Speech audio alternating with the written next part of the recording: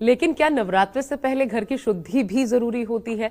अगर हाँ, तो फिर नवरात्र की पूजा से पहले ये शुद्धि कैसे करनी चाहिए घर की? पंडित जी, सारा वातावरण मंगलमय हो और शुद्ध एहसास हो, जो कि कल होगा।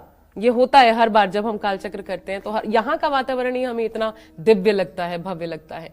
तो वो शुद्धि कैसे करें घर की? देखो, ऐसा है आशा, जब भी हमारे यहाँ कोई उत्सव होता है, चाहे वो विवाह का उत्सव हो, चाहे जनेऊ का उत्सव हो, चाहे दीपावली का उत्सव हो, उसके पहले हमारे घर की साफ सफाई नहीं होती है, रंगाई पुताई नहीं होती है, सब कुछ नीट क्लीन नहीं किया जाता है। यहाँ तक कि पुराने पर्दे और पुराने बेडशीट तक बदल दिए जाते हैं। तो ये तो महा उत्सव है, बासांतिक नवरात्र जो है, ये तो बहुत बड़ा उत्सव है 9 दिनों का, माँ दुर्गा का। तो इसमें भी घर के लोगों को चाहिए कि 2-4 दिन पहले से घर की साफ सफाई करें, घर को एकदम चमकाएं, स्वच्छ साफ वातावरण रखें। और क्योंकि बहुत बड़ी शक्ति माँ दुर्गा जगत धात्री आपके घर में आने वाली हैं, तो आप उनके आगत स्वागत के लिए तो कुछ न कुछ करेंगे ना। अगर आप कल अपने घर में माँ दुर्गा का आवाहन करने वाले हैं, स्थापन करने वाले हैं, मूर्ति रखने वाले हैं या कलश स्थापन करने वाले हैं, तो अपने घर को शुद्ध तो करें। और ये कैसी करनी है ये मैं बताता हूं। वैसे आप सभी लोग जानते हैं, लेकिन फिर भी मैं बताना चाहता हूं। गाय का उपला या लकड़ी का कोयला लेकर के गैस पर उसे जलाकर और इस धुएं पर थोड़ा सा गूगल डाल करके अपने घर और पूजा घर को शुद्ध करें। गूगल डालना है, गूगल, लोहबान नहीं डालना है, गूगल डालना है, ध्यान रखिएगा। और गंगा जल तांबे के लोटे में डालकर मुख्य द्वार से इसका छिड़काव शुरू करें और पूरे घर में इसका छिड़काव करें। नवरात्रि में माँ दुर्गा की मूर्ति की स्थापना हर समय, ध्यान रखिएगा, पूर्व दिशा में करिएगा, उनका पश्चिम दिशा में चेहरा होना चाहिए। कलश या जौ को स्थापित उत्तर पूर्व की दिशा में ही करना चाहिए। जहां आप मतलब कि स्थापना की वेदी बनाएंगे, जहां स्थापना कलश होगा, उसके ठीक नीचे जमीन पर आप मिट्टी रख करके उसमें सप्त धान्य बो करके उस पर वरुण कलश की स्थापना करेंगे। उसमें 7 समुद्रों का आवाहन होगा और वो जल 9 दिनों के बाद जब परिवार के लोगों पर छिड़का जाएगा, तो चाहे जितनी लंबी से लंबी बीमारी होगी वो भी दूर हो जाएगी। उस जल को एक शीशी में रख करके और 6 महीने के लिए घर में रखना चाहिए। उस जल का जब भी प्रयोग होगा तो आप विश्वास करिए वो रोग शोक को नष्ट करने वाला होगा। वो जल कोई साधारण जल नहीं रह जाता है 9 दिनों के बाद। माँ दुर्गा की पूजा के समय हमारा मुख जो है वो पूर्व या उत्तर दिशा में होना चाहिए।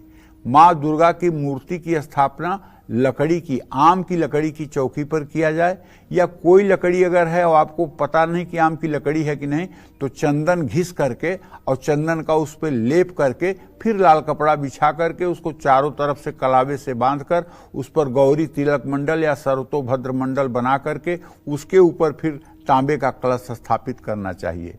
चंदन की लकड़ी ना हो तो आम की लकड़ी से बनी चौकी ले सकते हैं। इसके अलावा माँ दुर्गा की मूर्ति आपकी चौकी पर कैसे स्थापित करनी है और इनके साथ आपको क्या रखना है, ये भी मैं बताऊंगा आपको आपसे थोड़ी देर में। जय माँ विंध्यवासिनी।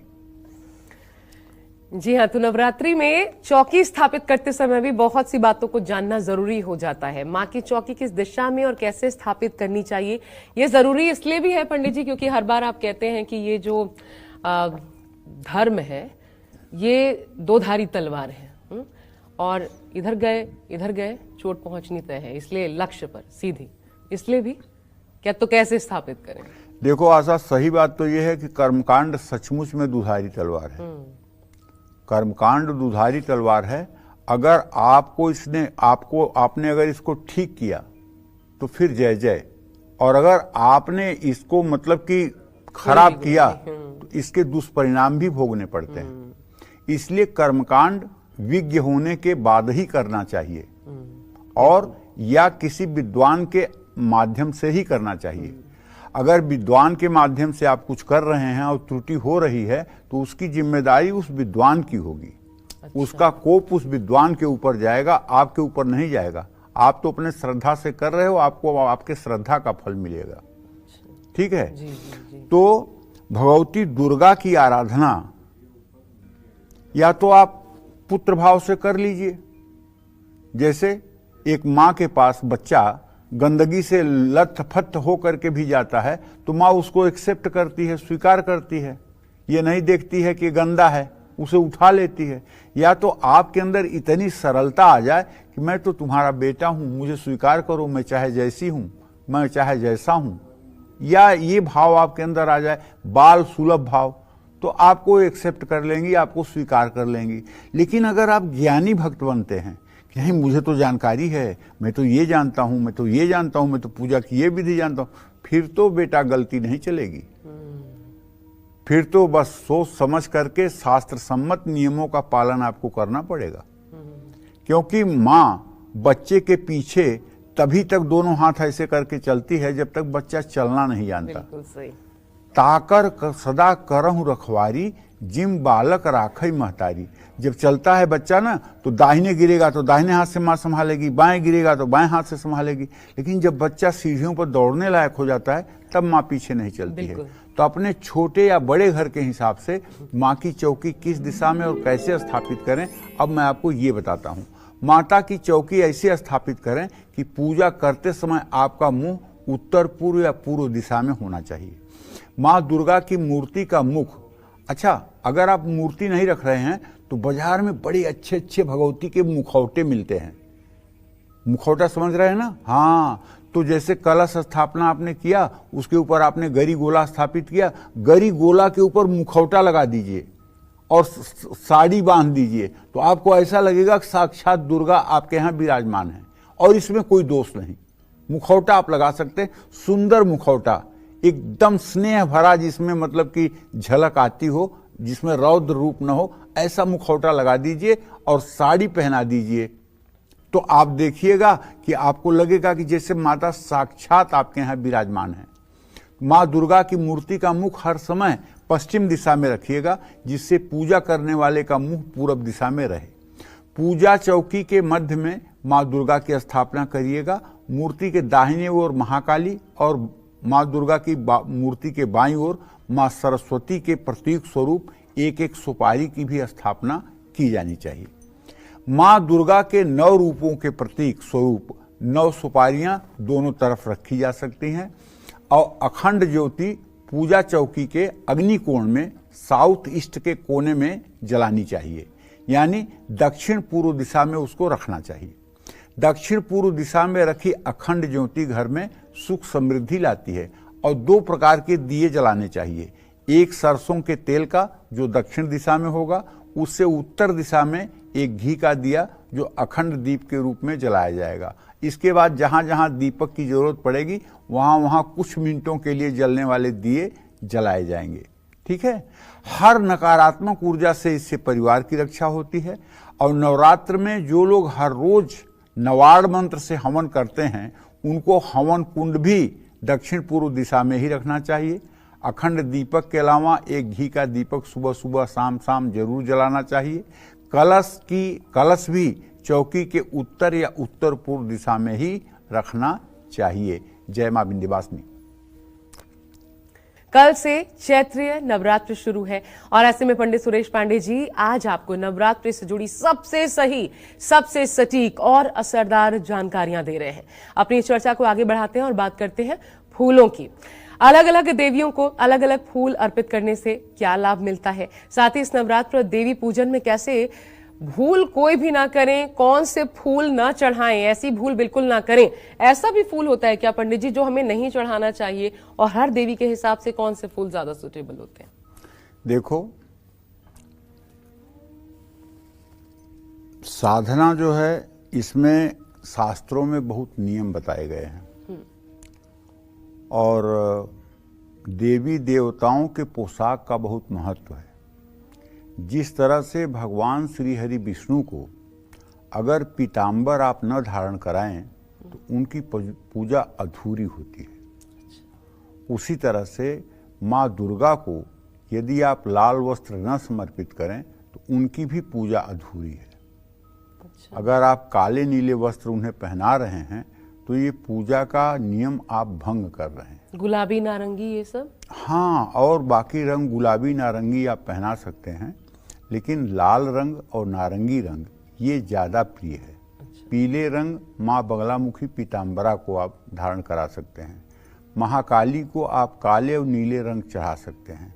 जैसे हमारे यहाँ 10 महाविद्याएं हैं, 5 वाम मार्गी हैं, 5 दक्षिण मार्गी हैं, ठीक है ना। जी जी। उस 10 महाविद्या में काली, तारा, त्रिपुर सुंदरी, छिन्नमस्ता, भैरवी, बगलामुखी, कमलात्मिका, ठीक है, ये सब महाविद्याएं हैं। तारा, तो ये महाविद्याओं की जैसे जैसे विधि है और इनका जैसे ध्यान लिखा गया है उसी के अनुरूप इनका श्रृंगार होना चाहिए, उसी के अनुरूप इनका आवाहन किया जाता है जी। तो इसलिए वस्त्रों का भी ध्यान रखना चाहिए, पुष्पों का भी ध्यान रखना चाहिए, पुष्पों के चयन का भी ध्यान रखना चाहिए। जैसे माँ बगलामुखी की पूजा में सिर्फ पीले फूलों का ही इस्तेमाल किया जाता है। यहाँ तक कि शांतिक पौष्टिक हवन जब बगलामुखी की जाती है तो उसमें घी, चीनी, नमक के साथ पीले फूल मिलाए जाते हैं हवन में और उससे हवन की जाती है, उससे शांति पुष्टि मिलती है। पीले पुष्पों से हवन की जाती है। इसी तरह से महालक्ष्मी को कमल का फूल बहुत प्रिय है।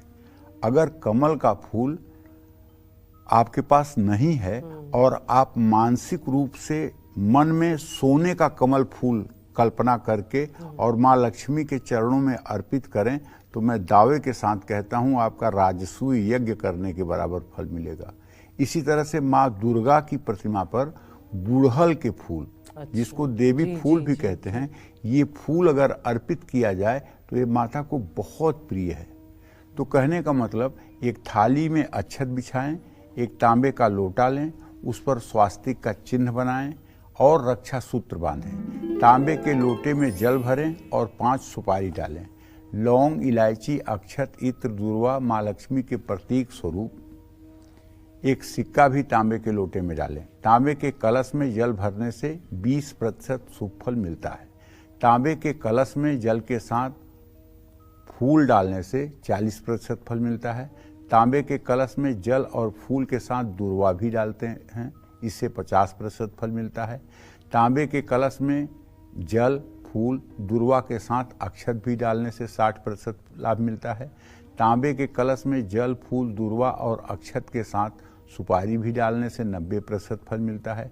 तांबे के कलश में जल, फूल, अक्षत और सुपारी के साथ सिक्का भी डालना चाहिए, लेकिन सिक्का लोहे वाला नहीं डालना चाहिए, सिक्का तांबे वाला डालना चाहिए।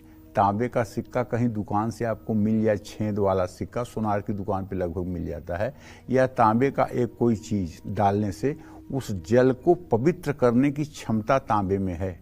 ये जो आज सिक्का 1 रुपये 2 रुपये वाला चल रहा है, ये पानी में डालने से पानी विषैला और जहरीला हो जाता है।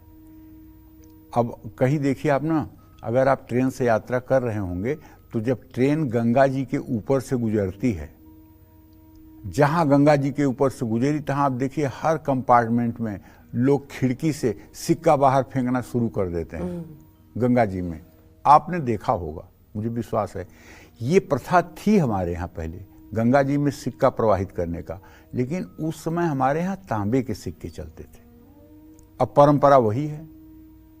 तो तांबे का सिक्का डालने से तो जल अमृत बन जाता है, लेकिन ये लोहे का सिक्का अगर आप जल में डाल रहे हैं तो जल जहरीला हो जाएगा। अगर आपको इतना पुण्य कमाना ही है तो तांबे का सिक्का, तांबे का चौकोर टुकड़ा आप गंगा में विसर्जित कीजिए, आप देखिए उसका पुण्य आपको कितना मिलता है। और ये वाला सिक्का अगर आप डाल रहे हैं तो जल को आप प्रदूषित कर रहे हैं। इसी तरह से आपका जो वरुण कलश होगा उसमें भी तांबे का ही सिक्का डालना चाहिए या सोने का सिक्का डालना चाहिए। हिरण्यगर्भ संवर्ताग्रे भूत जातः पतिरेकयासित सदाधार पृथ्वी ध्याम तेमा कस्मै देवाय हविषा विधेम। तो सोने का सिक्का भी डाला जा सकता है। चांदी का पंडित जी? चांदी का सिक्का डाला जा सकता है, उसका कोई बहुत शुभ और अशुभ दोनों प्रभाव नहीं होगा। तांबे के लोटे में सभी सामग्रियों को डालने के बाद अब आगे आपको क्या करना चाहिए ये बताऊंगा मैं आपको। बस तक अंतर जगत में परिवर्तन न आए, जब तक आदमी की सोच, आदमी की बुद्धि, आदमी का विवेक नहीं बदलता है, तब तक वो बाहर से चाहे जितना अच्छा वस्त्र पहन ले, चाहे जितना अच्छा मुकुट लगा ले, लेकिन उसके प्रतिभा पर कोई फर्क नहीं पड़ता है। और जब अंदर की सोच बदल जाती है, हमारी अंदर की दृष्टि बदल जाती है, वो दृष्टि सकारात्मक और भागवतिक हो जाती है, तो फिर जीवन जय जय हो जाता है। आप कहोगे कैसे किसी को पता चलेगा? तो जैसे गुलाब के फूल में या किसी फूल में जब पराग आता है तो भंवरों को निमंत्रण नहीं देना पड़ता, भंवरे खुद चल के आ जाते हैं। उसी तरह से जब व्यक्ति के अंदर सद्गुणों का विकास होता है और सद्गुण उदय होते हैं तो सफलता उसके कदमों में आ जाती है। उसको बुलाना नहीं पड़ता, सफलता का आह्वान नहीं करना पड़ता, सफलता उसके कदमों में आ जाती है। पंडित जी, दो लोग, उनका मैं जिक्र करना चाहूंगी बिना नाम लिए। एक जिन्होंने हनुमान चालीसा का अनवरत पाठ किया, उनका ये कहना था उनको तो लाभ नहीं मिल रहा, उनके तो कारोबार में भी उनको फायदा नहीं मिल रहा। दूसरी महिला जिसने कनकधारा स्त्रोत का, आप जैसा बताते हैं, 40 दिन लगातार अनवरत पाठ किया, पूरे मनोयोग से पाठ किया, उनके अनुसार असर नहीं पड़ा। हाँ, अब देखो, ये बताना चाहूंगा, दो मित्र थे। एक मित्र जो है बड़ा धार्मिक था और हर समय पूजा पाठ करता था, और एक मित्र था जो एकदम पाप कर्म में रत और पूरी अय्यासी, पूरी विलासिता करता था, और उसको कहता था कि तू इतना पूजा पाठ करके क्या पा रहा है, तुझे क्या मिल रहा है? ये देख, मैं पापी हूं ना, ये मैंने लात से मारा। उसने लात से मारा राख पर, तो वहां से एक उसे थैली मिल गई जिसमें हीरे भरे हुए थे, और जो धर्म के रास्ते पर था उसको एक खजूर का कांटा लग गया। तो वो रोने लगा कि हे प्रभु, आपका यही न्याय है, मैं धर्म पर हूं, मुझे कांटा धंस रहा है, वे अधर्म पर है, इसको हीरे की थैली मिल रही है। तो भगवान बड़े लीला विहारी हैं, वो एक वृद्ध का रूप धारण करके आ गए और उसका कांटा निकाले। बोले, भैया ऐसा है कि वो चक्रवर्ती सम्राट होने का पुण्य लेकर पैदा हुआ था, लेकिन उसने अधमाधम आचरण करके और ये हीरे की थैली पाके अपने चक्रवर्ती साम्राज्य का सुख त्याग दिया, और आपको आज सूली होनी थी, आज आपको फांसी की सजा मिलनी थी। ये खजूर के कांटे से आप कष्ट से बचा लिए गए। तो कहने का मतलब, जो हमारे पूर्व जन्म का प्रारब्ध है उसे तो हमें भोगना ही पड़ेगा ना। जैसे ये शरीर हमारा केवल शुभ से या केवल अशुभ से नहीं बना है, शुभ अशुभ दोनों से बना है। तो ये प्रारब्ध जो हमारा है इसको तो हम भोगेंगे, और जब हम भजन करके इस प्रारब्ध को, जैसे डस्टर से ब्लैक बोर्ड पे लिखा हुआ सब कुछ मिटाया जाता है, उसी तरह से अनवरत भजन करने से हम प्रारब्ध को बदल सकते हैं। लेकिन 40 दिन में बदल जाए, 4 घंटे में बदल जाए, ऐसा नहीं। पार्वती को भी शिवजी को प्राप्त करने के लिए 12,000 वर्ष तपस्या करनी पड़ी थी। राम ने रावण को मारने के लिए 14 वर्ष तपस्या की थी। और अगर हम किसी चीज का परिणाम एक दिन में चाहते हैं तो ये असंभव है। हमारा धैर्य रहना चाहिए, हमारा धैर्य रहना चाहिए। शंकराचार्य ने एक दिन में कनकधारा स्तोत्र पढ़ करके और उन्होंने सोने की बरसात कराई थी। ठीक है, अब मैं कह रहा हूं, मेरे भाई की बेटी ने कनकधारा स्तोत्र का 108 पाठ 3 साल तक किया। घर की परिस्थिति बदली, हमारी परिस्थिति बदली, घर की परिस्थिति बदली, तो मैं भूल गया कि इसने कनकधारा का भी पाठ किया है। लेकिन जब उसकी शादी हुई तो तुम विश्वास करो, उसके विवाह मंडप में 1 किलो सोने का गहना जब आया तो मुझे लगा, हे भगवान, इतनी सोने की बरसात कैसे हो गई। तब मुझे याद आया कि इसने 3 साल तक कनकधारा स्तोत्र का पाठ किया है। आज वो मतलब कि अध्यापक है और बढ़िया कमाती भी है और हर प्रकार की सुख सुविधा से युक्त है। तो जो लोग इसको अनवरत करेंगे, परिणाम न मिले, ऐसा तो हो ही नहीं सकता है। पहले आप जो करेंगे वो आपका पाप जलेगा। पहले पाप जल करके जब निर्मल होगा तभी आपको पुण्य की प्राप्ति होगी। इसलिए इसमें अविश्वास करने का कोई प्रश्न ही नहीं उठता है। जैसे मैं कहता हूं ना कि कनकधारा स्तोत्र का 3 साल लगातार आप सुबह शाम पाठ कर लीजिए, भाव विभोर होकर के, और उसके बाद आपकी परिस्थिति न बदले तो आप कहिए। हाँ, श्री सूक्तम के 16 मंत्रों का 16 बार सुबह शाम आप पाठ करना शुरू करिए। 6 महीने के अंदर अगर आपकी दरिद्रता न दूर होने लगे तब आप कहिए। देखिए, कुछ तो नियम है ना। अब ऐसा थोड़ी है कि एक बार आपने कुछ कर लिया तुरंत आपको चमत्कार नहीं, दिख बहुत जाएगा। सारे लोगों के मन में प्रश्न ये होगा भी पंडित जी। मैंने तो 2 ही एग्जांपल्स दिए, इसलिए भी मैं आपसे ये जानना चाहती थी। लेकिन क्योंकि मैं फिर एक बार आपको अपनी चर्चा पर लाऊंगी, नवरात्र की हम चर्चा कर रहे हैं और नवरात्र में अपने घर में कलश स्थापित कर रहे हैं, तो ऐसे लोगों को किस विधि से कलश स्थापित करना चाहिए पंडित जी? अब ये भी बता दीजिए। देखो, पहले भी मैंने बताया, फिर एक बार बताता हूं, ध्यान से सुनिए। कलश 2 प्रकार के स्थापित किए जाएंगे। एक कलश जो है वरुण कलश होगा, जिसमें जल भरा जाएगा। एक कलश स्थापना कलश होगा, जिसपे माँ दुर्गा की आवाहन किया जाएगा, उसमें चावल भरा जाएगा। दोनों तांबे के कलश हो सकते हैं, या नीचे वाला मिट्टी का कलश हो सकता है, ऊपर वाला तांबे का कलश हो सकता है। तो जो मतलब कि वरुण कलश है, उस पे अशोक का पत्ता, आम का पत्ता, बरगद का पत्ता, गूलर का पत्ता, पाकड़ का पत्ता, 5 प्रकार के पत्ते आप लगाइएगा। और उसके बाद मिट्टी के कटोरे में चावल भरकर उसके ऊपर एक नारियल चुनरी और कलावे से बांध करके उसको अपनी तरफ मुंह करके रखिएगा। लोटे को ढककर उस पर थोड़े से अक्षत रखिएगा। लोटे पर नारियल स्थापित करिएगा। नारियल पर लाल कपड़ा कलावे की मदद से लपेट दीजिएगा और तिलक कर दीजिएगा। इस कलश में 9 दिनों तक माँ की शक्ति विराजमान होगी। अब इसके ऊपर अगर आप 2 कलश नहीं, बहुत लोग हैं 2 कलश स्थापित ही नहीं करते हैं, उन्हें पता नहीं, ज्ञान नहीं है कि उन्हें कोई बताता नहीं है, तो इसी कलश में दुर्गा को भी आवाहन कर लेते हैं। जो वरुण कलश है, एक ही कलश रख लेते हैं, तो कोई बात नहीं, इसमें भी आप दुर्गा को मान सकते हैं। लेकिन अगर आप थोड़ा सा और अच्छा पूजा पाठ करना चाहते हैं, तो पीछे एक चौकी पर लाल कपड़ा बिछा करके उस पे सर्वतोभद्र मंडल या गौरी तिलक मंडल बना करके एक तांबे के कलश में चावल भरकर उसके ऊपर गरी गोला में पर ब्लाउज का पीस लपेटकर उसमें लोहे की एक कील डालकर वहां आप दुर्गा की उपासना कर सकते हैं। और उसी गरी गोला पर आप देवी का मुखौटा भी लगा सकते हैं और साड़ी पहनाकर देवी की स्थापना भी कर सकते हैं। ये मंगल कलश स्थापित करने की कोशिश करें। इस तरह से कलश स्थापना अगर आप करेंगे तो आपकी मनोकामना जरूर पूरी होगी, इसमें कोई संदेह नहीं है।